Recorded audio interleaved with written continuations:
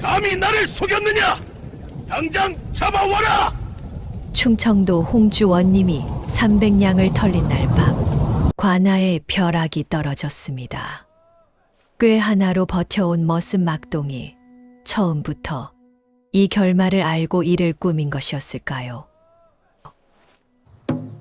야담놀이가 계속될 수 있도록 구독과 좋아요로 응원해주세요. 자, 그럼 오늘도 감동적인 옛날 이야기 지금 바로 시작합니다. 안녕하세요, 여러분. 오늘 제가 들려드릴 이야기는요, 충청도 홍주 땅 어느 관아에서 있었던 일입니다. 거기에 아주 못된 원님이 한 명 살았답니다. 백성들 세금으로 배를 채우면서도 입만 열면 내 덕분에 이 고을이 편하다는 말을 입에 달고 사는 양반이었어요. 그런데 그 관아에 꽤 하나로 세상을 버텨온 머슴 하나가 있었습니다. 바로 저 막동이입니다. 저는 그날까지만 해도 그냥 평범한 머슴이었어요. 밥이나 먹고 곤장이나 피하면서 하루하루를 살아가는. 그런데 어느 봄날 원님이 저한테 황당한 심부름을 시키면서 모든 것이 달라지기 시작했습니다. 한양에 가서 보물을 사오라고요. 세상에 없는 보물을요. 그 순간부터 제 머릿속은 쉬지 않고 돌아가기 시작했습니다. 사기를 칠 것인가, 맞고 살 것인가, 도망갈 것인가, 버틸 것인가. 그리고 저는 결국 아무도 예상하지 못한 선택을 했습니다. 자, 그럼 그날 이야기 지금부터 시작할게요. 봄이 왔어도 우리 관아는 늘 그늘졌습니다. 제가 이 관아에 처음 발을 들인 건 18살 때였어요. 그때 저는 갈 곳이 없었습니다. 15살에 부모님을 돌림병으로 여의고 형제도 없이 혼자 남은 저한테 관아. 밥 한 끼는 하늘이 내려준 것처럼 소중했거든요. 서럽도록 맛없어도 굶는 것보다는 나으니까요. 올해로 25이 되었습니다. 그러니까 여기서 7년을 산 거죠. 7년 동안 이 관아를 거쳐간 머슴이 수십 명이었는데 저는 버텼습니다. 이유는 단순해요. 갈 데가 없으니까요. 그 7년 동안 제가 하나 깨달은 것이 있습니다. 손재주도 없고 힘도 약한 저한테는 꾀밖에 없다는 것이요. 어떤 상황에서도 빠져나갈 구멍을 찾아내는 것. 말 한마디로 상황을 뒤집는 것. 그게 제 유일한 재주였습니다. 그 봄날 아침도 저는 관아 담장 밑에 쪼그리고 앉아 잡초를 뽑고 있었습니다. 무릎까지 자란 잡초가 담장을 덮고 있었는데 그걸 뽑는 건 늘 저 같은 아래 것들 몫이었어요. 원님은 그 잡초가 있는지 없는지조차 신경 쓰지 않았으니까요. 박원님. 이름만 들어도 고을 사람들이 혀를 끌끌 찼습니다. 부임한 지 3년이 지나도록 백성을 살핀 적이 한 번도 없는 양반이었어요. 관아 창고의 곡식이 어디로 사라지는지 알 수 없었고, 아전들이 장터에서 물건을 억지로 빼앗아 와도 눈 하나 깜빡하지 않았습니다. 오히려 그게 당연하다는 듯 받아드셨으니까요. 하루 종일 하시는 일이라고는 딱 2가지였어요. 낮에는 사랑채에 들어 누워 부채질을 하시고 저녁에는 기름진 고기를 뜯으며 술을 마시는 것이었습니다. 그러면서도 입만 열면 이런 말이 나왔어요. 이 고을에 나만 한 원님이 또 있겠느냐. 내가 있으니 백성들이 편안한 것이야. 아전들은 속으로 코웃음을 쳤습니다. 저도 마찬가지였고요. 그래도 숨은 쉬어야 했으니까 참았습니다. 관아에서 하루 3끼 밥을 먹는 머슴만 15이었는데 그 중에서도 유독 저와 친한 벗 둘이 있었습니다. 덩치 큰 돌쇠와 말 빠른 갑돌이었어요. 돌쇠는 몸이 황소 같았습니다. 웬만한 일꾼 셋 몫을 혼자 해냈지만 말 주변이 없어서 늘 억울하게 꾸중을 들었어요. 갑돌이는 말이 빨랐습니다. 생각보다 혀가 먼저 나오는 탓에 가끔 낭패를 보기도 했지만 한 번 말을 시작하면 장터 안악도 웃기는 입담이 있었어요. 셋이 하루에 한 번씩 모이는 곳이 마구간 뒤편 느티나무 아래였습니다. 그 나무 아래에서 저희는 한숨을 쉬기도 하고 실없는 농담을 주고받기도 하면서 그렇게 하루하루를 버텼어요. 그날도 우리 셋은 그 느티나무 아래 모여 앉았습니다. 오늘 원님 눈이 동그래지는 걸 봤어. 갑돌이가 풀줄기를 씹으며 말했습니다. 어제 한양 가는 보부상이랑 얘기하더니 눈이 딱 그 모양이 됐어. 돌쇠가 고개를 끄덕였습니다. 그 눈이 동그래지면 꼭 귀찮은 일이 생기더라. 저도 속으로 같은 생각이었습니다. 원님 눈이 동그래지는 데는 이유가 있었으니까요. 박 원님한테는 유명한 버릇이 3가지 있었거든요. 첫째, 귀한 물건이라면 무조건 갖고 싶어 했습니다. 이웃 고을 원님이 백자 항아리를 들여놨다는 말을 들으면 당장 더 큰 것을 구해 오라 했고, 한양에서 귀한 차가 들어왔다는 소문에는 아전을 3명이나 올려보냈습니다. 둘째, 소문에 귀가 얇았습니다. 누군가 이것이 세상에 단 하나뿐인 물건입니다라고 하면 두 눈이 동그래지며 군침부터 삼켰어요. 셋째, 그러면서도 돈 쓰는 것은 극도로 아까워했습니다. 백성들 세금으로 채운 창고, 곡식을 빼돌리면서도 정작 자기 주머니에서 엽전 한 입 나가는 것은 이를 악물고 막으셨어요. 이 3가지 버릇이 한꺼번에 발동되면 고을이 시끄러워지곤 했습니다. 장에 나온 물건 장수한테 이것이 귀하다고 소문이 났던데라며 트집을 잡아 반값에 뺏어가거나 귀한 물건이라고 속였으니 곤장을 맞아야 한다며 억지를 부리기 일쑤였으니까요. 그래서 홍주 장터에서는 원님 근처의 물건을 펼치려는 장수가 점점 줄어들고 있었습니다. 봄볕은 따사로웠지만 우리 3사람의 가슴은 어쩐지 무거웠습니다. 그런데 그날 잡초를 뽑던 제게 낯선 일이 하나 일어났습니다. 어디선가 조그만 노인 하나가 담장 쪽으로 걸어왔습니다. 등이 굽고 지팡이를 짚었는데 눈빛만은 또렷했어요. 그 눈빛이 이상하게 오래 기억에 남았습니다. 이복의 젊은이, 이 관아에 일하는 사람인가? 예, 그렇습니다요. 머슴이옵니다.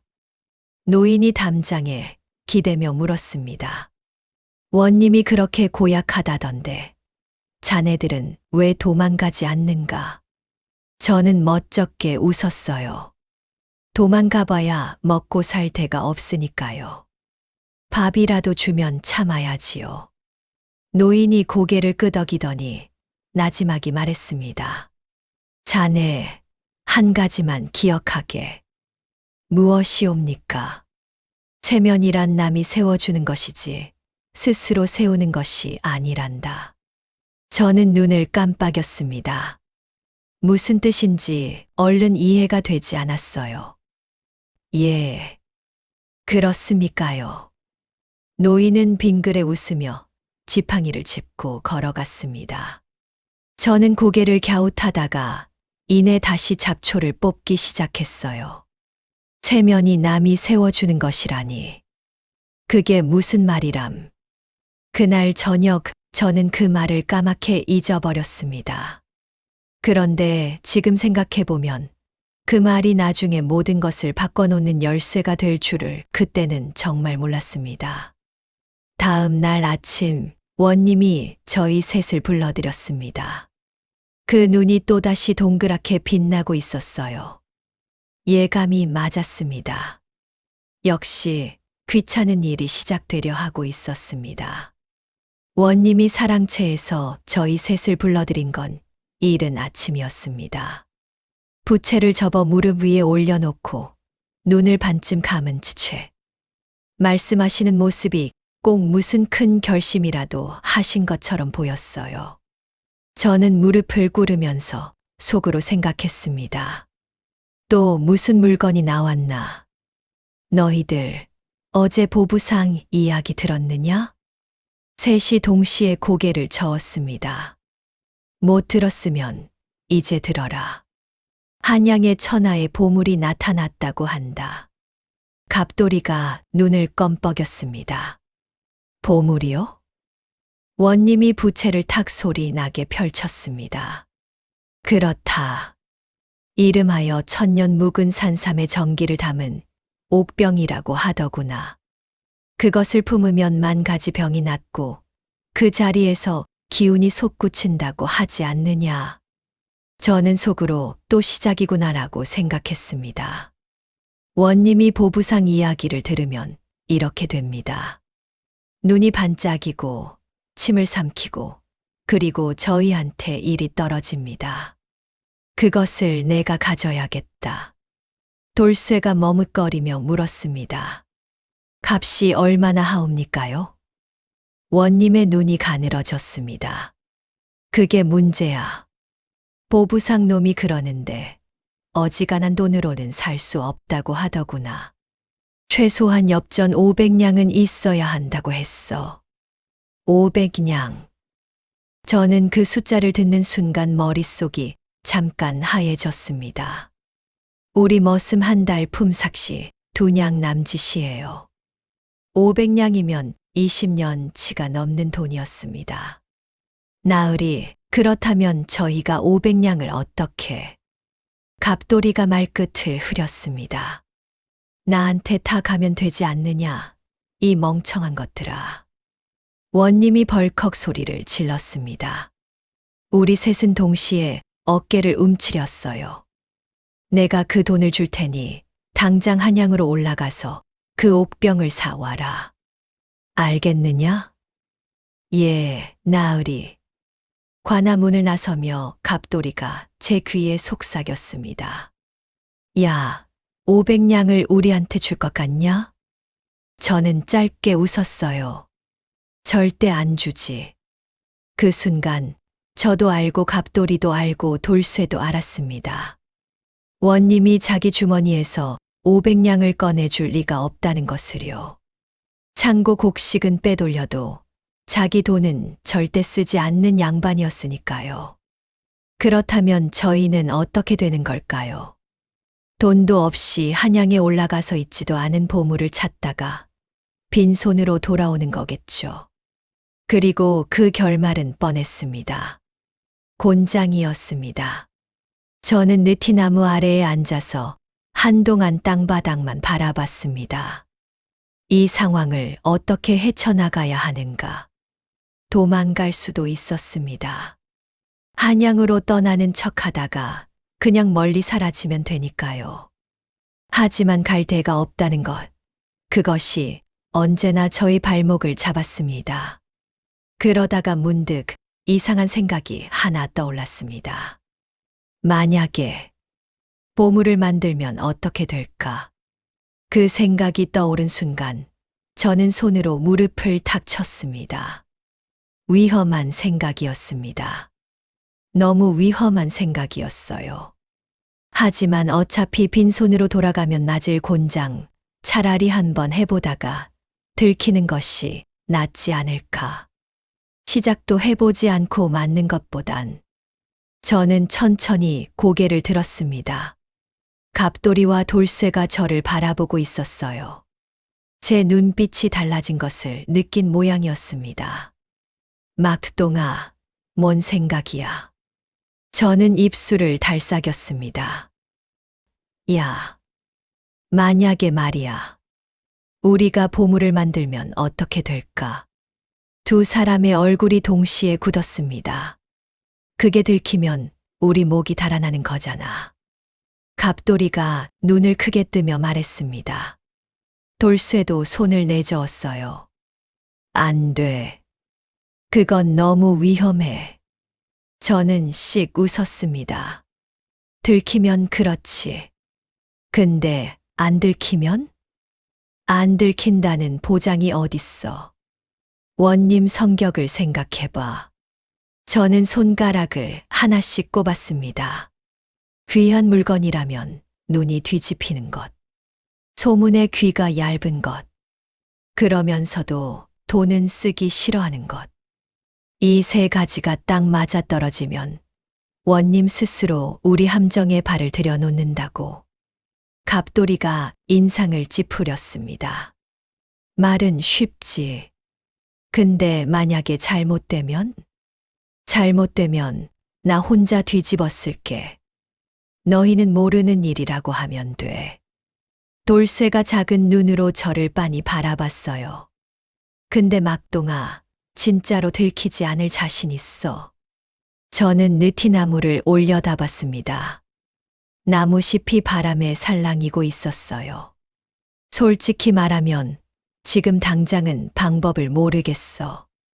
그럼 왜 그런 소리를 해? 근데 원님이 500냥을 줄 리가 없잖아. 어차피 우리는 빈손으로 갔다 와야 해. 그러면 어떻게 되는지 알지? 세 사람이 동시에 침을 삼켰습니다. 곤장 소리가 귀에 선했어요.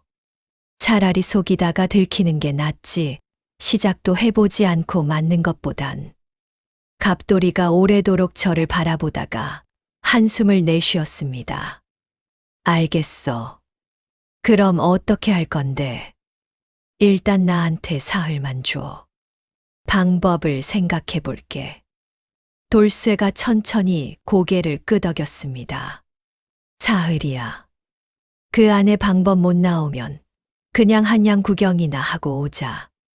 세 사람은 느티나무 아래서 손을 맞잡았습니다.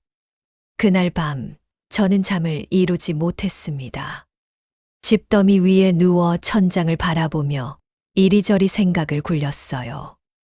원님을 속이려면 무엇이 필요한가? 보물이 있어야 했습니다. 그렇다면 보물을 어떻게 만드는가? 포장이 필요했어요. 포장이란 무엇인가? 소문이었습니다. 저는 벌떡 일어났습니다. 그것이었어요. 원님은 자기가 직접 귀한 물건을 찾는 게 아니었습니다. 소문을 들으면 귀가 솔깃해지는 사람이었어요. 그 소문을 우리가 만들면 어떻게 될까? 그것도 원님이 전혀 의심하지 않을 사람의 입을 통해서. 다음 날 아침 저는 두 사람을 불렀습니다. 방법 나왔어. 갑돌이가 잠이 덜 깬 눈을 비볐습니다. 벌써. 들어봐. 우리가 직접 원님한테 보물 얘기를 하면 안 돼. 원님이 의심할 거야. 그럼 원님이 믿을 만한 사람이 먼저 소문을 퍼뜨려야 해. 그 사람 입에서 보물 얘기가 나오면 원님은 저절로 군침을 흘리게 되어 있어.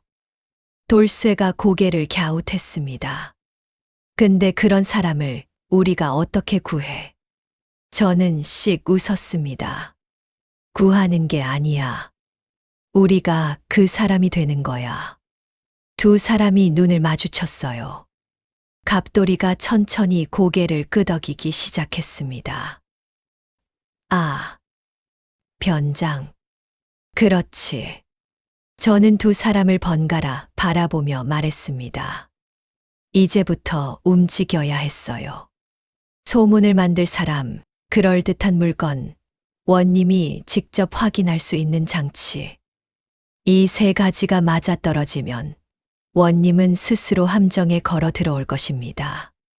그런데 물건을 만들기 전에 저는 먼저 한 사람을 찾아가야 했습니다. 홍주 장터에서 제일 오래된 약재상. 거기 황 노인이 계셨거든요. 그 노인이 보물의 핵심 재료를 갖고 있었습니다. 제가 아직 모르는 재료를요. 홍주 장터는 이른 아침부터 사람들로 북적였습니다. 저는 관아에 핑계를 대고 빠져나와 장터 한쪽 구석으로 향했어요. 거기에 이 고을에서 제일 오래된 약재상이 있었습니다. 눈썹이 허옇고 등이 굽은 황 노인이 선반을 정리하고 있었어요. 황 노인은 약재 감별로는 30리 안에 따를 사람이 없는 분이었습니다. 눈을 감고도 냄새만으로 약재를 구별한다는 말이 있었어요. 저는 그 앞에 쭈그리고 앉았습니다. 할아버지, 여쭤볼 게 있습니다요. 황 노인이 약초를 고르다 말고 고개를 들었습니다. 머슴 아이가 약재상에는 무슨 일이냐? 관아에서 일하는 막동입니다요. 혹시 천년 산삼을 담은 옥병 같은 귀한 물건이 있다고 들어보셨습니까? 황 노인이 저를 빤히 바라보다가 피식 웃었습니다. 있기는 뭐가 있어. 그건 중국 소설에나 나오는 물건이야. 역시 그렇군요. 저는 잠깐 망설이다가 솔직하게 털어놓았습니다. 원님 이야기, 보물 이야기, 한양에서 사오라는 이야기를 모두 말했어요. 황 노인은 가만히 듣더니 무릎을 탁 쳤습니다. 허허, 그 원님도 참. 있지도 않은 보물을 사오라고. 그리고 저는 대략의 계획을 설명했습니다. 소문을 만들고 물건을 만들고 원님이 스스로 믿게 만드는 것이라고요. 황 노인은 팔짱을 끼고 듣다가 한동안 아무 말이 없었습니다. 저는 조심스럽게 물었습니다. 어떻게 생각하십니까요? 황 노인이 눈을 가늘게 떴어요. 그 원님이 오고 나서 이 장터가 얼마나 어려워졌는지 아느냐? 예. 장수들이 하나둘 떠나가고 있어. 억울하게 물건 빼앗긴 것이 한두 번이 아니거든. 노인이 한숨을 내쉬었습니다. 내 한 가지만 가르쳐 주마. 노인이 제 쪽으로 몸을 기울였습니다. 목소리가 낮아졌어요. 보물을 만들 때 중요한 건 물건이 아니야. 믿음이야. 믿음이요. 사람은 보고 싶은 것을 본단다. 귀한 물건이라고 믿으면 돌멩이도 보물로 보이는 법이지. 저는 눈을 빛냈습니다. 이 말이 핵심이었어요. 그 말은 제가 오늘 들은 말 중에 제일 중요한 말인 것 같습니다요. 노인이 빙그레 웃었습니다. 나는 아무것도 가르쳐 주지 않았다. 알겠지? 예, 아무것도 못 들었습니다요. 저는 약재상을 나서며 발걸음이 가벼웠습니다. 사람은 보고 싶은 것을 본다. 그렇다면 원님이 보고 싶어 하는 것을 준비하면 되었습니다. 그런데 그날 황 노인이 제게 하나를 더 보여줬습니다. 선반에서 작은 주머니를 꺼내더니 제 코 앞에 가져다 댔어요. 저는 무심코 냄새를 맡았다가 눈이 번쩍 뜨였습니다. 진하고 묵직하면서도 이상하게 기운이 솟는 것 같은 냄새였어요. 한 번도 맡아본 적 없는 냄새였습니다. 이게 뭡니까요? 사향이다. 한돈의 엽전 열냥이야. 세상에, 귀한 냄새지. 보통 사람은 평생 맡아볼 수도 없어. 저는 그 순간 머릿속에서 모든 것이 딸깍 맞아떨어지는 소리가 났습니다. 이것이었습니다. 원님이 보지 못하게 하면 됐습니다. 대신 맡을 수 있게 하면 됐어요. 사람은 자기가 보고 싶은 것을 보듯이 맡고 싶은 향을 맡으면 그것을 믿습니다. 저는 가진 돈을 탈탈 털어 사향을 조금 샀습니다. 이제 보물을 만들 모든 재료가 갖춰졌습니다. 그런데 문제는 재료만이 아니었어요. 소문을 퍼뜨릴 사람이 필요했고, 그 소문이 원님의 귀에 닿아야 했습니다. 그리고 결정적으로 물건을 원님에게 직접 가져다 줄 사람이 필요했어요. 그 사람이 바로 갑돌이었습니다. 말 빠르고 입담 좋은 갑돌이가 청주 이씨 가문의 이 진사로 변장해야 했습니다. 과연 저 갑돌이가 해낼 수 있을까요? 원님 앞에서 눈 하나 깜빡이지 않고 선비 행세를 할 수 있을까요? 다음 날 아침 갑돌이가 관아를 빠져나갔습니다. 아무것도 팔지 않고 아무것도 사지 않았습니다. 그냥 장터 사람들 사이를 어슬렁거렸어요. 그리고 마치 혼잣말처럼 중얼거렸습니다. 세상에 이런 일이 있나. 청주 약재상에 천하의 보물이 들어왔다는데. 지나가던 장꾼이 귀를 쫑긋했습니다. 무슨 보물이요? 갑돌이가 깜짝 놀란 척 뒤를 돌아봤습니다. 저는 멀리서 그 장면을 바라보며 속으로 응원했어요. 갑돌아, 잘해야 한다. 아, 들으셨습니까요? 아, 아닙니다요. 제가 그냥 혼잣말을. 아니, 무슨 보물이냐고요. 말씀드리기가 좀. 이게 소문이 퍼지면 안 되는 건데. 장꾼이 바짝 다가왔습니다. 괜찮아요. 나는 소문 안 퍼뜨려요. 갑돌이가 사방을 살피며 낮은 목소리로 말했습니다. 100년 묵은 여우뼈를 담은 청옥병이 있다고 합니다요. 그걸 품으면 10,000가지 병이 낫고 하루아침에 기운이 솟구친다고요. 세상에. 근데 값이 어마어마해서 웬만한 부자는 엄두도 못 낸다고요. 원님쯤 되어야 살 수 있는 물건이라고요. 갑돌이는 말을 마치고 재빨리 자리를 피했습니다. 저는 먼발치에서 그 장면을 보며 조용히 웃었습니다.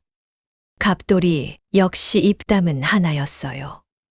이 소문은 장터를 한 바퀴 돌았습니다. 그리고 그날 저녁 관아 아전 한 명이 이 소문을 원님에게 전했어요. 나으리 청주에 귀한 물건이 들어왔다고 장터에 소문이 돌고 있사옵니다. 박 원님이 부채질을 멈추었습니다. 무슨 물건이냐? 100년 묵은 여우뼈를 담은 청옥병이라고 하옵니다.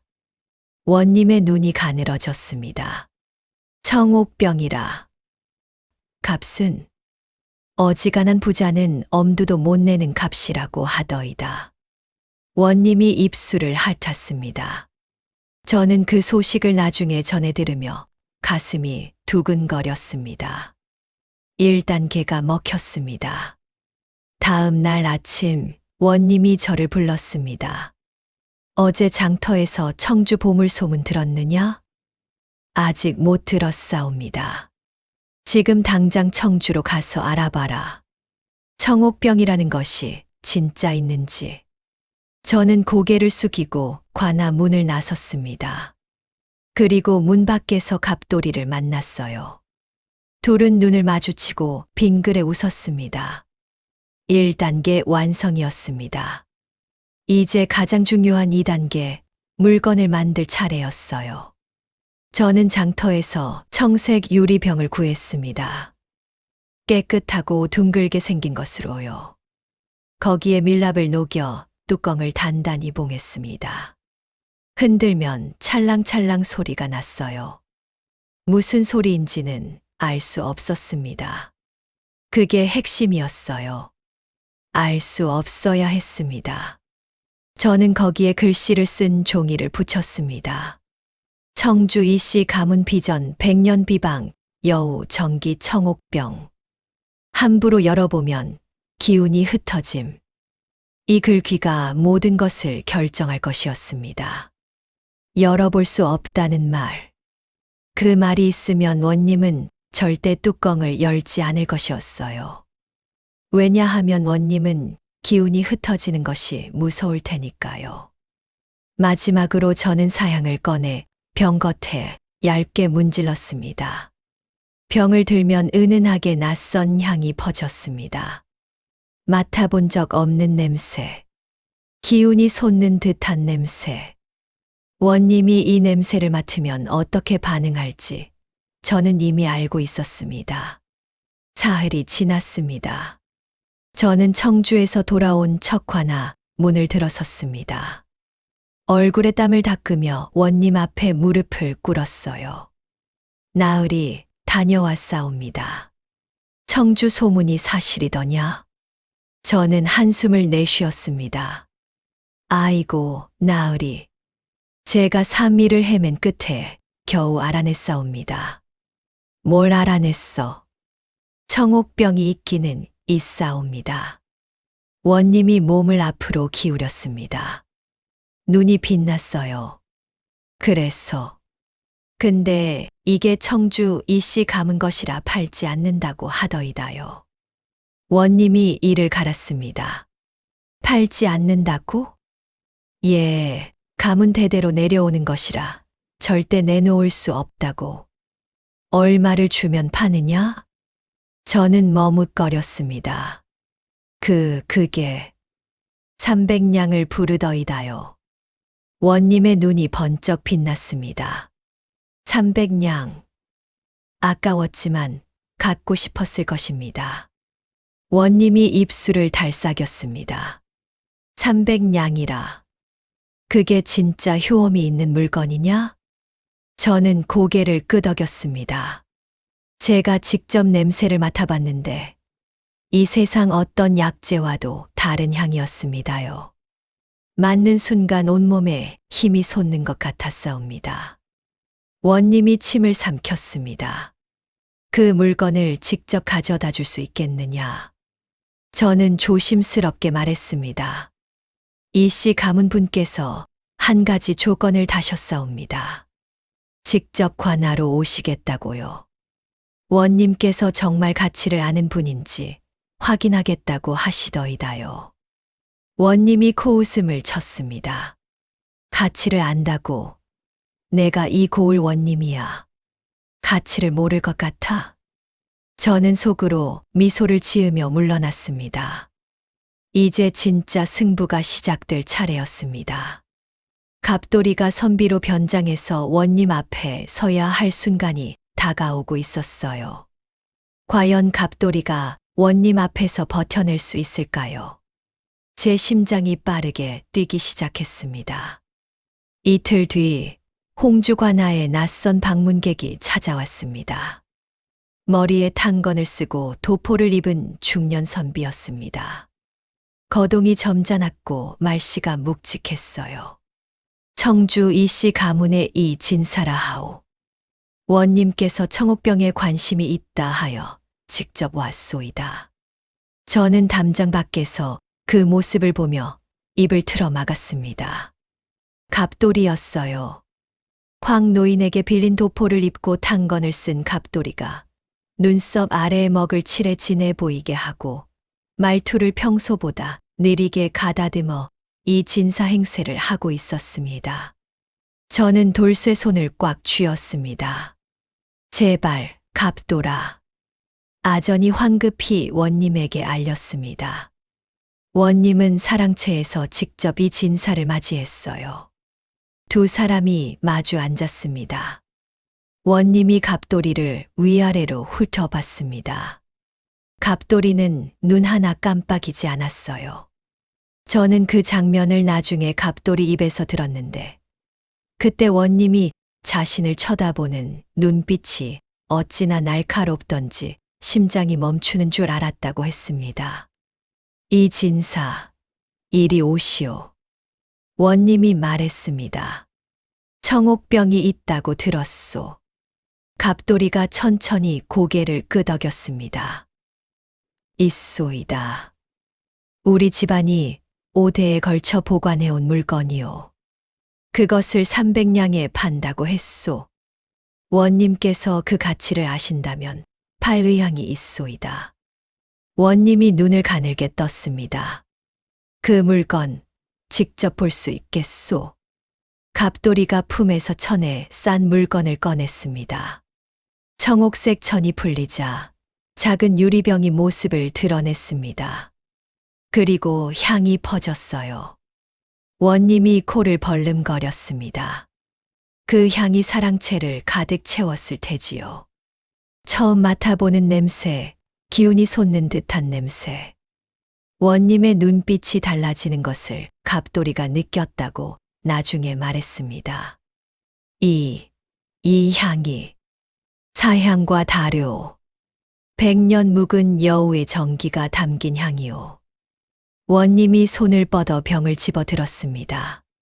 가볍게 흔들자 찰랑찰랑 소리가 났어요. 안을 봐도 되겠소. 갑돌이가 손을 들어 막았습니다. 아니, 되옵니다. 병에 쓰여 있다시피 함부로 열면 기운이 흩어지옵니다. 원님이 병에 적힌 글을 읽었습니다. 함부로 열어보면 기운이 흩어짐. 원님이 고개를 끄덕였습니다. 그 순간 원님의 얼굴에서 의심이 사라졌어요. 제가 예측한 대로였습니다. 열어볼 수 없다는 말이 오히려 진짜처럼 보이게 만든 것입니다. 원님이 한참을 병을 들고 이리저리 살펴봤습니다. 그러더니 입술을 달싹였어요. 300냥이라고 했소. 그렇소이다. 원님의 눈에 갈등이 스쳤습니다. 갑돌이가 천천히 일어나며 말했습니다. 원님께서 결심이 서지 않으시면 다른 곳에. 아, 잠깐. 원님이 황급히 손을 들었습니다. 다른 곳에 팔린다는 생각이 든 순간 300냥이 아깝다는 마음이 싹 사라진 것입니다. 300냥 드리겠소. 갑돌이가 고개를 숙였습니다. 현명한 결정이시옵니다. 나으리. 원님이 아전을 불러 창고에서 엽전 300냥을 가져오게 했습니다. 엽전 꾸러미가 갑돌이 앞에 놓였습니다. 갑돌이는 태연하게 꾸러미를 받아 품에 넣었어요. 원님은 청옥병을 두 손으로 조심스럽게 받아들었습니다. 이것이 내 손에 들어오는구나. 원님의 얼굴이 환해졌습니다. 갑돌이가 관아 문을 나서며 뒤를 돌아보지 않았습니다. 담장 밖에서 저와 돌쇠가 기다리고 있었어요. 셋은 눈이 마주치는 순간 동시에 입을 틀어 막았습니다. 웃음이 터질 것 같아서였어요. 우리가 해냈습니다. 그런데 그날 밤 자려는데 이상한 생각이 들었습니다. 너무 잘 됐다는 느낌. 세상 일이 이렇게 잘 풀릴 리가 없다는 불길한 예감. 역시 그 예감은 틀리지 않았습니다. 문제가 생기기까지는 제 하루도 걸리지 않았습니다. 다음 날 아침 원님이 청옥병을 사랑채 한가운데 모셔두고 흐뭇하게 바라보고 있는데 이웃 고을 양산 원님이 무난 인사를 왔습니다. 저는 그 소식을 아전한테서 들으며 순간 가슴이 철렁했습니다. 이웃 원님이라니. 괜찮겠지. 그냥 지나가겠지. 양산 원님이 사랑채에 들어서다가 청옥병을 보고 눈이 반짝였습니다. 오, 이게 무엇이오? 청옥병이라오. 100년 묵은 여우 정기를 담은 귀한 물건이오. 양산 원님이 코를 킁킁거렸습니다. 향이 좋구려. 얼마를 주고 샀소? 박 원님이 가슴을 펴며 말했습니다. 300냥이요. 양산 원님이 고개를 끄덕였습니다. 적당하구려. 나도 비슷한 물건을 한양에서 봤는데 그건 500냥을 불렀소. 저는 그 말을 전해 듣는 순간 눈이 번쩍 뜨였습니다. 아, 이 양반이 500냥짜리가 있다고. 박 원님이 눈을 빛냈습니다. 500냥짜리가 있다고요? 그렇소. 이것보다 배나 큰 것이었소. 품으면 10살은 젊어진다고 하더이다. 박 원님이 침을 꿀꺽 삼켰습니다. 그날 저녁 박 원님이 저를 다시 불렀습니다. 야, 한양에 500냥짜리 보물이 있다고 하더구나. 저는 속으로 가슴이 철렁했습니다. 일이 더 커지려 했어요. 나으리, 이미 300냥짜리 청옥병이 계시온데. 이 사람아, 그것보다 배나 효험이 있다는데 가만히 있을 수 있겠느냐. 한양으로 올라가서 알아보고 오너라. 저는 관아 문을 나서며 이 말을 짚었습니다. 갑돌이와 돌쇠가 뛰어왔습니다. 야, 어떻게 된 거야? 원님이 한양까지 가래. 세 사람이 동시에 얼굴을 찌푸렸습니다. 한양까지 가서 또 물건을 만드는 것은 위험했습니다. 낯선 곳에서 낯선 사람들이 보는 앞에서 일을 꾸미다가 들키면 정말 끝이었어요. 이러다가 일이 너무 커지겠어. 갑돌이가 말했습니다. 그러게. 여기서 마무리를 지어야 하는 거 아니야? 저는 느티나무를 올려다 봤습니다. 무언가 다른 생각이 떠오르고 있었어요. 잠깐만. 저는 손을 들었습니다. 오히려 잘 됐을 수도 있어. 무슨 소리야? 원님이 더 욕심을 내게 만들 게 아니라 지금 가진 것이 이미 충분하다는 것을 원님이 스스로 믿게 만드는 거야. 그러면 한양 갈 필요도 없어.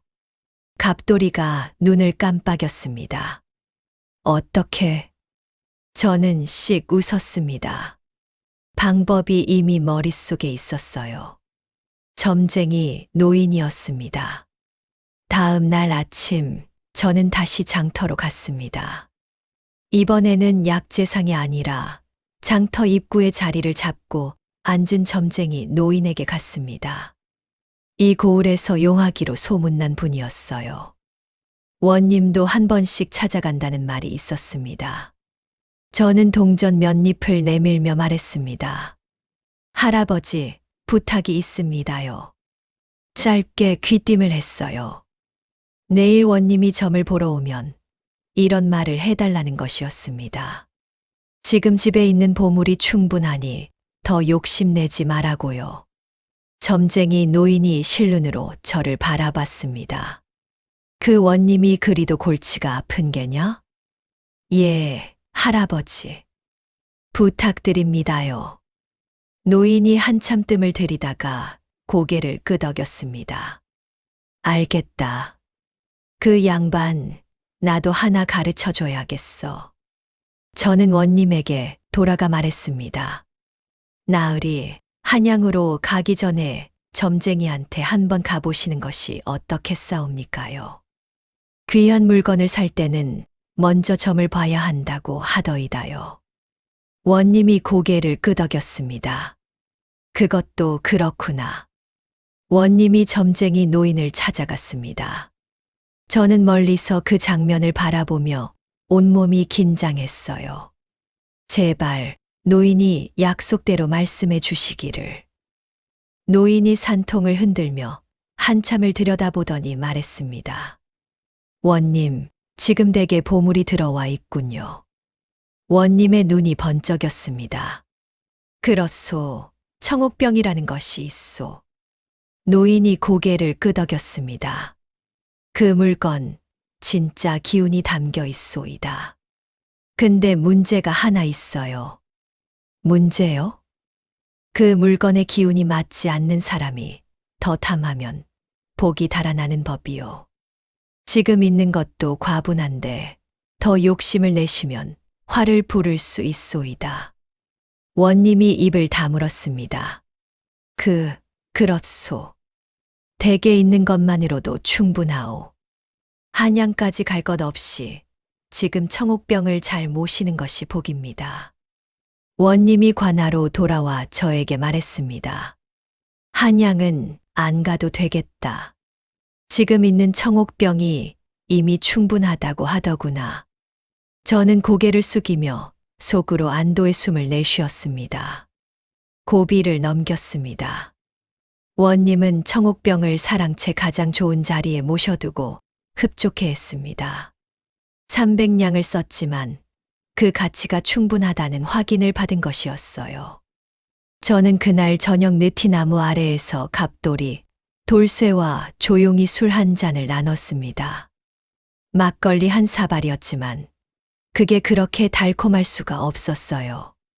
다 끝난 것 같았습니다.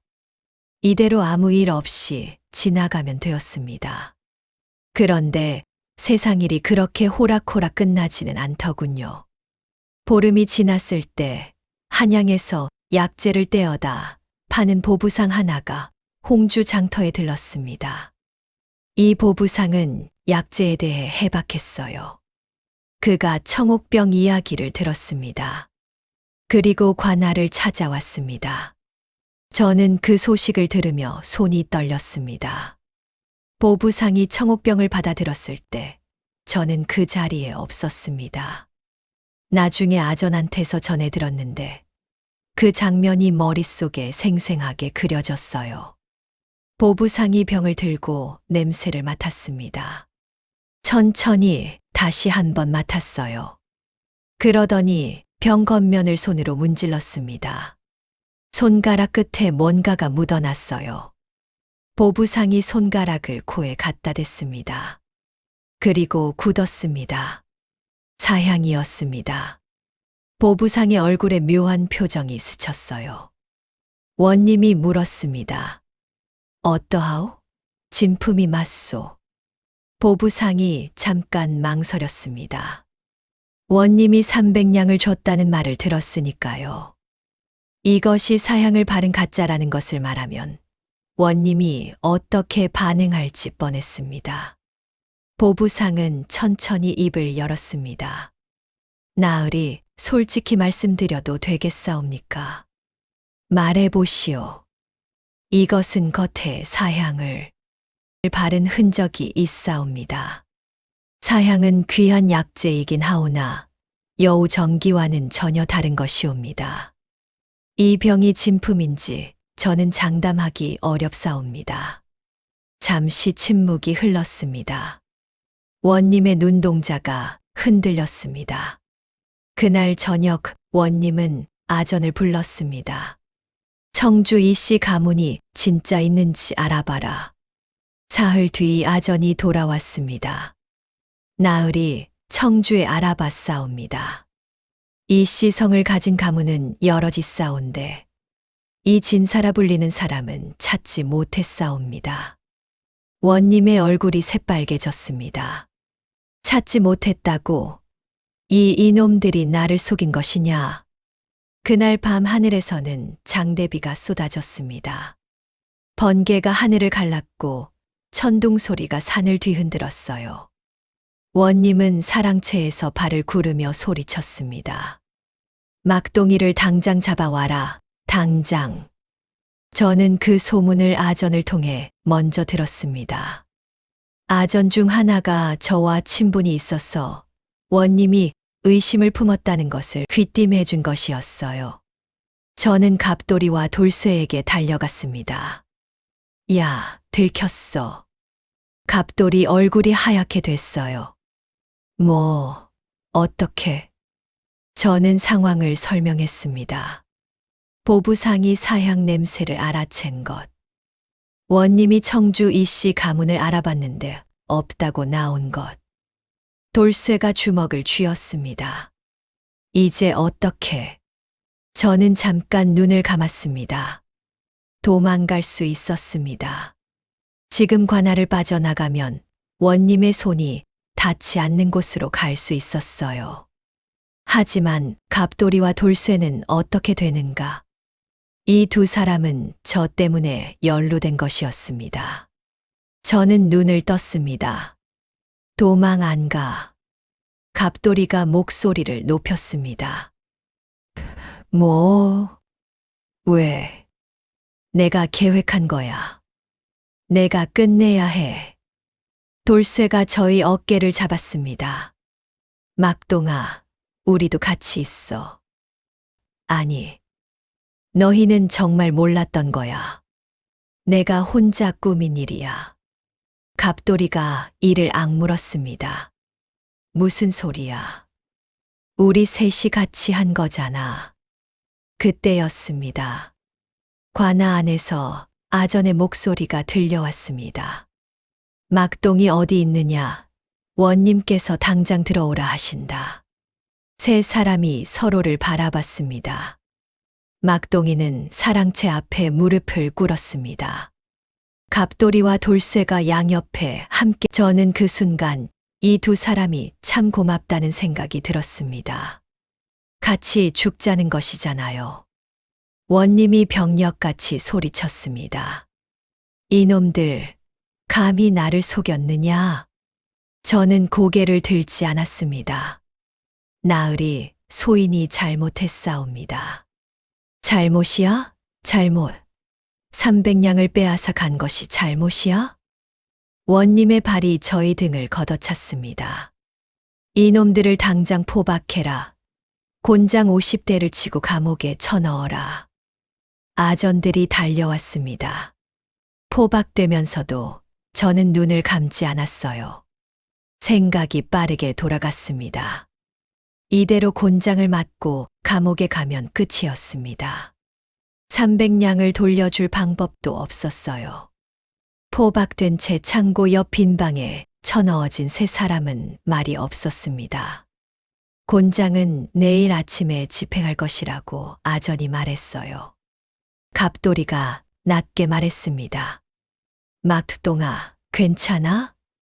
저는 벽에 등을 기대고 앉아 천장을 바라보고 있었습니다. 응. 미안해. 내가 그 보부상만 안 왔으면. 네, 잘못이 아니야. 돌쇠가 포박된 손을 내려다보며 말했습니다. 그래도 300냥은 원님이 잃은 게 아니잖아. 창고에서 꺼낸 거니까 어차피 백성 돈이었잖아. 저는 눈을 내리깔았습니다. 돌쇠 말이 맞기는 했어요. 하지만 그것이 지금 제 마음을 편하게 해주지는 못했습니다. 저는 어디서 잘못된 것인지 생각했습니다.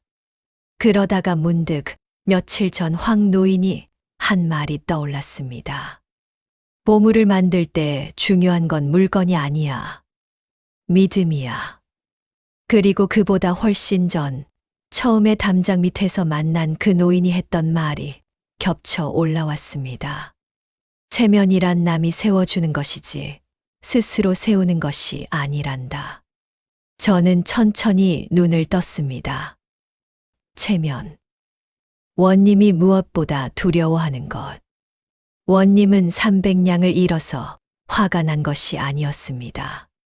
속았다는 사실이 알려질까봐 두려운 것이었어요. 그 체면은 누가 세워주는가? 원님 스스로는 세울 수 없었습니다. 남이 세워주어야 했어요. 저는 입술을 달싹였습니다. 그렇다면 생각이 하나 떠올랐습니다. 빈방 안에 갇혀 포박된 몸으로 저는 마지막 방법을 찾아낸 것입니다. 저는 몸을 일으켰습니다. 야! 갑돌이가 고개를 들었습니다. 왜? 나 방법 생각났어. 두 사람이 저를 바라봤습니다.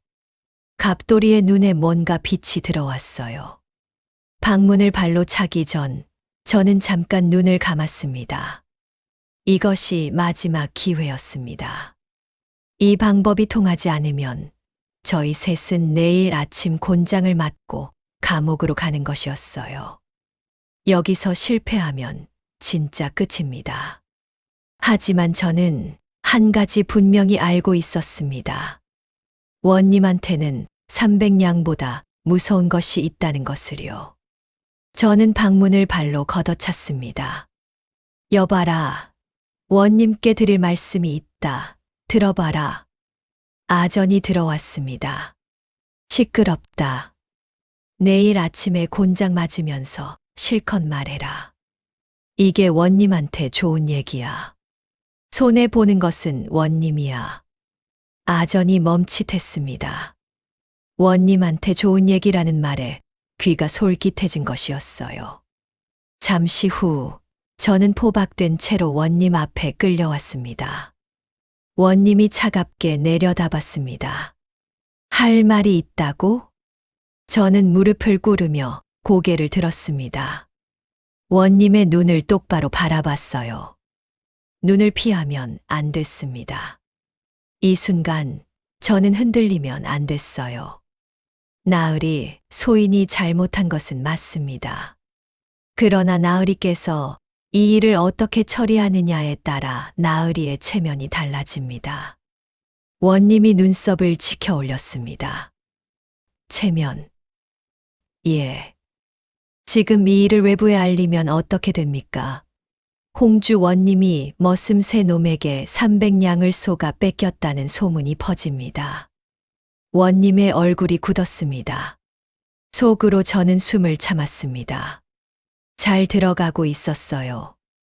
계속해야 했습니다. 그러나 나으리께서 이 일을 다르게 처리하시면 이야기가 달라집니다. 다르게? 예. 나으리께서 처음부터 알고 계셨다는 이야기를 퍼뜨리는 것입니다. 원님이 잠깐 말을 잃었습니다. 처음부터 알았다고? 저는 차분하게 말을 이었습니다. 이 고을 머슴들이 얼마나 재치 있는 자들인지 시험해 보셨다고 하십시오. 300냥을 미끼로 던져서 이놈들이 얼마나 꾀를 쓰는지 보셨다고요. 그리고 결국 잡아들이셨으니 이것이 나으리의 무서운 해안이었다고 하십시오. 원님이 입을 다물었습니다. 저는 고개를 더 낮췄어요. 나으리, 체면이란 남이 세워주는 것이옵니다. 저희가 세워드리겠사옵니다. 이 말을 꺼내는 순간 그 봄날 담장 밑에서 만난 노인의 얼굴이 스쳐 지나갔습니다. 체면이란 남이 세워주는 것이지 스스로 세우는 것이 아니란다. 그 노인이 그 말을 왜 저한테 했는지 저는 그제야 완전히 이해했습니다. 그 노인은 이 순간을 위해 그 말을 심어둔 것이었어요. 긴 침묵이 흘렀습니다. 원님이 천천히 부채를 들어 바닥을 탁 쳤습니다. 이놈이 머리가 제법 돌아가는구나. 저는 숨을 내쉬었습니다. 아주 조용히 원님이 모르게 내쉬었어요.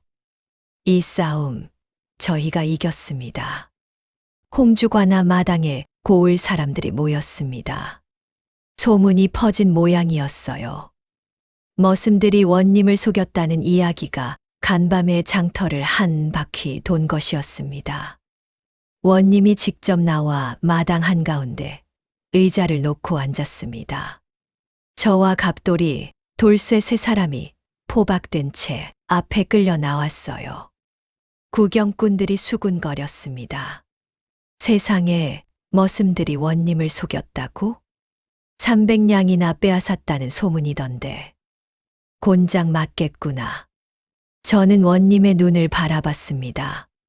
그 눈에서 무언가를 읽으려 했어요.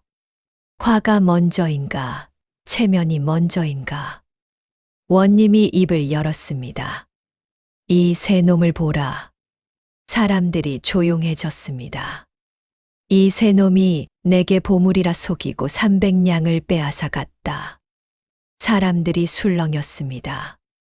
세상에, 그 짓을 했으면 목이 달아나야지. 원님이 천천히 말을 이었습니다. 그런데 원님이 잠깐 뜸을 들였습니다. 저는 숨을 참았어요. 내가 처음부터 알고 있었다.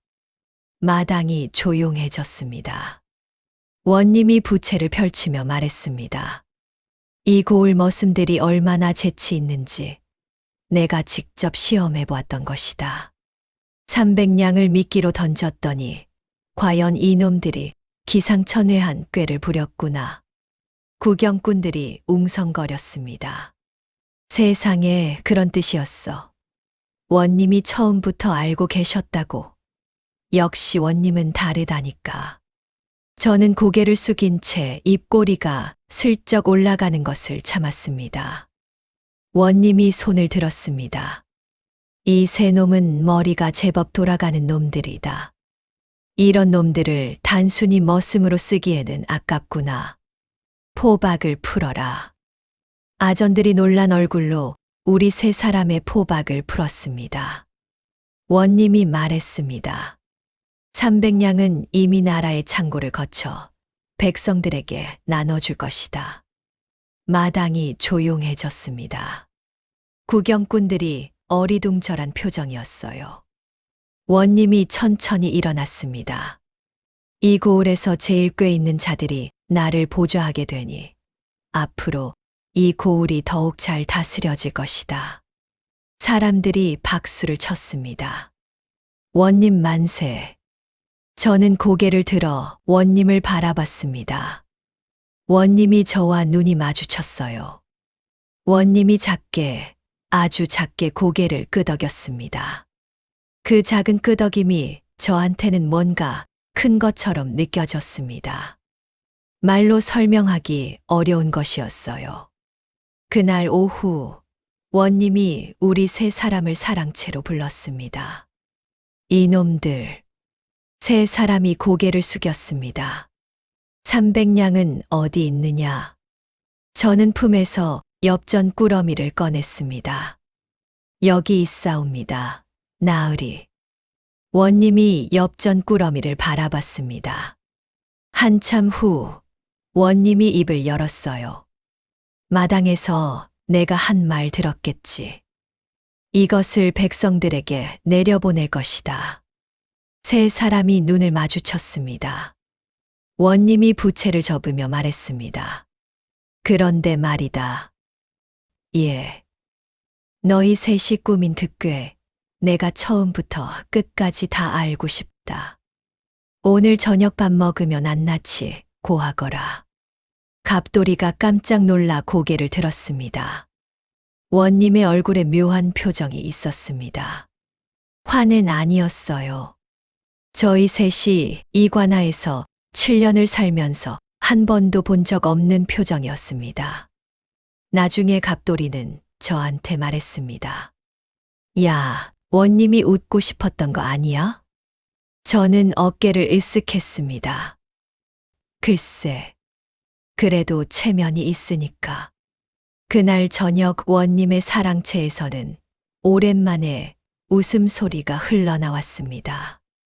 저는 보부상 이야기, 갑돌이의 변장 이야기, 점쟁이 노인 이야기를 하나씩 풀어놓았어요. 그때마다 원님이 부채로 무릎을 탁탁 쳤습니다. 허허, 이 점쟁이 노인도 한통속이었단 말이냐. 예, 나으리. 할아버지께서 흔쾌히 도와주셨사옵니다. 그 노인도 나를 한번 가르치고 싶었던 개로구나. 원님이 한참 웃다가 조용해졌습니다. 막동아. 예, 나으리. 내가 그동안 고을을 제대로 다스리지 못했느냐. 저는 조심스럽게 말했습니다. 소인이 감히 말씀드리기 어렵사옵니다. 말해봐라. 오늘은 들을게. 저는 천천히 고개를 들었습니다. 나으리께서 보물보다 백성을 더 살피셨다면 저희 셋이 이런 꾀를 낼 이유가 없었을 것이옵니다. 원님이 눈을 감았습니다. 오래도록 아무 말이 없었어요. 밖에서 귀뚜라미 소리가 들려왔습니다. 저는 그 침묵이 무섭기도 하고 어딘가 묵직하기도 했어요. 원님이 천천히 눈을 떴습니다. 그래. 딱 한마디였습니다. 하지만 그 한마디가 뭔가 달랐습니다. 지금까지 원님이 내뱉은 말들과는 결이 달랐어요. 저는 사랑채를 나서며 오래 기억될 저녁이 될 것 같다는 생각이 들었습니다. 그날 밤 하늘에는 별이 많았습니다. 다음 날 아침 박 원님이 처음으로 관아 밖으로 나갔습니다. 저는 그 모습을 보며 눈을 비볐습니다. 부임하고 3년 만에 처음이었으니까요. 원님이 고을 여기저기를 직접 걸어 다녔습니다. 무너진 담장 말라가는 논, 지붕에 구멍이 난 집들을 하나씩 눈에 담았어요. 저는 그 뒤를 따라가며 말했습니다. 나으리 저쪽 마을에는 저수지가 막혀서 농사를 못 짓고 있습니다. 알겠다. 이쪽에는 홀로 계신 어르신이 세 분 계십니다. 알겠다. 원님은 짧게 대답하며 걸었습니다. 말이 없었어요. 그냥 보고 들었습니다. 저는 그 모습이 어쩐지 낯설면서도 좋았습니다. 관하로 돌아와 원님이 아전을 불렀습니다. 저수지 공사를 시작하라. 홀로 사는 어르신들에게 곡식을 내려보내라. 아전이 눈을 동그랗게 떴습니다. 나으리? 뭘 보고 있느냐? 빨리 움직이지 않고 아전이 허겁지겁 달려나갔습니다. 저는 관아뜰에 서서 그 모습을 바라봤습니다. 뭔가 바뀌기 시작했습니다. 제가 이 관아에 들어온 지 7년 만에 처음으로 관아가 살아있는 곳처럼 느껴졌어요. 이튿날부터 원님은 아침마다 고을을 돌았습니다. 처음에는 어색했습니다. 백성들도 어리둥절한 표정이었어요. 원님이 왜 나오셨지? 혹시 무슨 세금을 또 거들어 오신 건가? 그런 수군거림이 들렸습니다. 하지만 원님이 담장을 고치라 하고 논에 물을 대게 하고 혼자 사는 노인들 집에 쌀을 보내기 시작하면서 고을이 달라지기 시작했어요. 장터에서 황 노인이 저를 보며 빙그레 웃었습니다. 세상에 체면이란 남이 세워주는 법인데 이 양반이 이제야 아는구나. 저는 뭔가 뭉클한 것이 목에 걸렸습니다. 갑돌이가 옆에서 팔꿈치로 저를 찔렀어요. 야, 막동아. 우리 300냥 사기 치려다가 아전이 됐어. 원님이 며칠 전에 말했거든요. 이런 놈들을 머슴으로 두기에는 아까우니 아전으로 쓰겠다고요. 돌쇠가 손으로 목을 긁적였습니다. 나는 아직도 꿈인지 생시인지 모르겠어. 저는 느티나무를 올려다봤습니다. 나뭇잎이 바람에 살랑이고 있었어요. 처음 갑돌이와 돌쇠를 만나 이야기를 꾸미던 그날과 같은 나무였습니다. 하지만 이제 이 나무 아래에 서 있는 세 사람은 달라져 있었어요. 저는 조용히 말했습니다. 야. 응. 우리 열심히 하자. 두 사람이 저를 바라보다가 동시에 픽 웃었습니다. 그래. 봄바람이 느티나무 아래를 지나갔습니다. 어느덧 3년이 지났어요. 홍주 땅에 다시 봄이 왔습니다. 관아 마당의 잡초는 없어진 지 오래였습니다. 담장도 깔끔하게 고쳐져 있었어요. 창고에는 곡식이 가득했고 그것이 어디로 사라지는지 이제 모르는 사람이 없었습니다. 백성들에게로 갔으니까요. 장터에는 장수들이 돌아왔습니다. 저수지 공사가 끝나 들판이 파랗게 물들었고 혼자 사는 노인들 집에는 빈 그릇이 없었어요. 박 원님은 이전과 달랐습니다.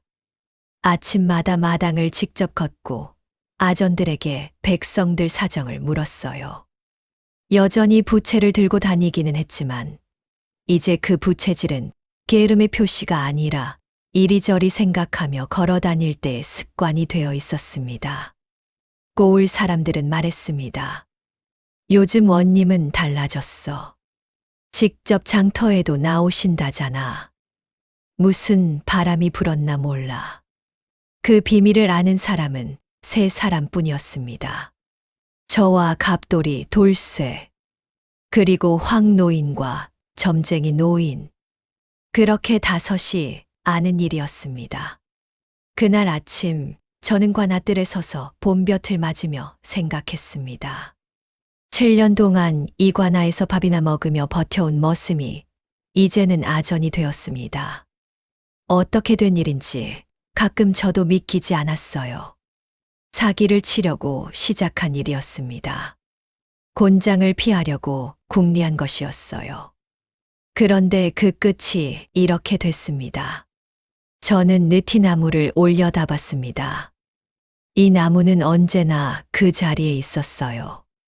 제가 처음 이관아에 들어오던 날도, 갑돌이와 돌쇠를 처음 만나던 날도, 포박되어 마당으로 끌려나가던 날도. 그런데 그 아래 서 있는 저는 계속 달라지고 있었습니다. 어떤 상황에서도 빠져나갈 구멍을 찾아내는 것. 그것이 제 재주라고 생각했습니다. 하지만 이제 저는 조금 다르게 생각합니다. 구멍을 찾는 것이 아니라 길을 만드는 것이라고요. 막혀 있을 때 돌아가는 것이 아니라 막힌 것 자체를 바꾸는 것이라고요. 그것이 제가 그 봄에 배운 것이었습니다. 여러분, 긴 이야기 잘 들어주셨습니까? 막동이 이야기 어떠셨나요? 사기꾼 이야기를 들으셨는데 이상하게 나쁜 기분이 들지 않으셨다면 아마 막동이가 단순히 나쁜 마음으로 그 일을 꾸민 게 아니라는 것을 느끼셨기 때문일 겁니다. 막동이에게 선택지는 두 가지였습니다. 가만히 있다가 맞을 것인가, 아니면 뭔가를 해볼 것인가. 저는 그 두 번째 선택이 참 용감한 것이었다고 생각합니다. 사람은 보고 싶은 것을 본다고 했습니다. 원님은 보물을 보고 싶었기에 청옥병을 보물로 봤어요. 그리고 막동이는 길을 찾고 싶었기에 아무도 못 본 길을 찾아냈습니다. 그런데 더 인상적인 것은 따로 있습니다. 막동이가 포박된 채 빈방에 갇혔을 때 도망갈 수 있었습니다. 혼자였다면 그냥 사라졌을 수도 있었어요. 하지만 막동이는 갔던 길을 되짚어 갔습니다. 자기가 꾸민 일이니 자기가 끝내야 한다고요. 그리고 그 자리에서 머리가 아니라 마음으로 생각해냈습니다. 체면이란 남이 세워주는 것이라는 그 한마디를 꺼내는데 엄청난 용기가 필요했을 겁니다. 원님이 그래 한마디로 대답했을 때 저는 그게 원님이 처음으로 솔직해진 순간이라고 생각합니다. 300냥을 잃은 것이 아니라 300냥의 가치가 있는 것을 얻은 것이었어요. 자기 고을을 다시 바라보게 된 눈이요. 체면은 스스로 세우는 것이 아닙니다. 진심으로 자기 자리에서 사람들을 살피는 사람에게 체면은 저절로 따라오는 것이지요. 박원님도 결국 그것을 배웠습니다.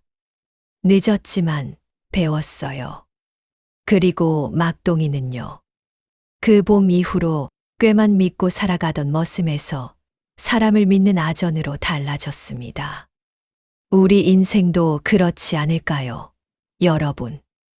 때로는 막힌 것처럼 보이는 순간이 사실은 방향을 바꿀 기회인 경우가 있습니다. 아무리 작은 사람도 아무리 낮은 자리에 있어도 용기 있게 생각하는 사람이 길을 만들어낼 수 있다는 것. 그 믿음을 막동이가 오늘 저한테 전해줬고, 저는 그것을 여러분께 전해드리고 싶었습니다. 탐욕을 심으면 망신을 거두고, 웃음을 심으면 지혜를 거두는 법입니다. 본 야담은 AI 기술을 활용한 순수 창작물입니다. 오늘도 구름놀이와 함께 해주셨어. 진심으로 감사합니다. 즐겁고 행복한 하루 보내세요.